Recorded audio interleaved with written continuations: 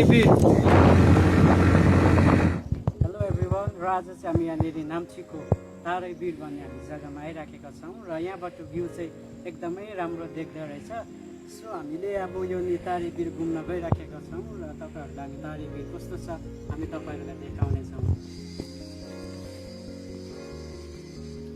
So अहिले चाहिँ हामी तारेबीरमा हामी यहाँनिर मजाले घुमिराखेका छौँ र यहाँनिर तपाईँले देख्नुहुन्छ यो भ्यू तपाईँले यति दामी राम्रो तपाईँले देख्नुहुन्छ। सो यहाँदेखि यति दामी देख्दो रहेछ यो भ्यूलाई चाहिँ।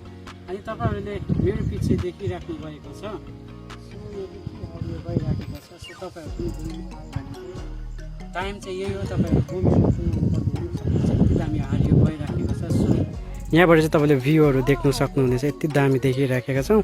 ठिक्कै आज वेदरले पनि हामी दुईजनालाई चाहिँ साथ दिएको र वेदर पनि एकदमै राम्रो छ। सो यति दामी मजा आइराखेको छ तारेबीरको भ्यूलाई हेर्नुको लागि।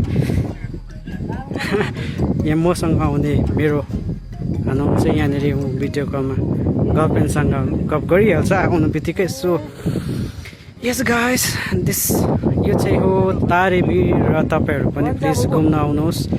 एकदमै अहिले चाहिँ राम्रो भइराखेको छ। सो हामी पनि एकदमै इन्जोय गरिराखेका छौँ। सो गाइस अहिले चाहिँ हामी तारेबीरहरू हामीले घुमिसक्यौँ। सो हामी अब चाहिँ हामी आफ्नो घरतर्फ हामी लाग्नेछौँ र यहाँ चाहिँ एकदमै मलाई चाहिँ पिसफुल लाग्यो। आएर मजाले बस्यो भने चाहिँ हामी चाहिँ यही इन्करेज गर्न चाहन्छौँ दाजुभाइकोबाट चाहिँ तपाईँहरू पनि आउनुहोस् र यस्तो जग्गामा आएर तपाईँहरू पनि बस्नुहोस्, मजाले हेर्नुहोस्। जग्गाहरू एकदमै राम्रो छ। अझै तर क्लाउडी भएको भए चाहिँ अझै पनि दामी हुन्थ्यो है। र हामी नेक्स्ट भिडियोमा हामी तपाईँहरूलाई भेट्नेछौँ। धन्यवाद।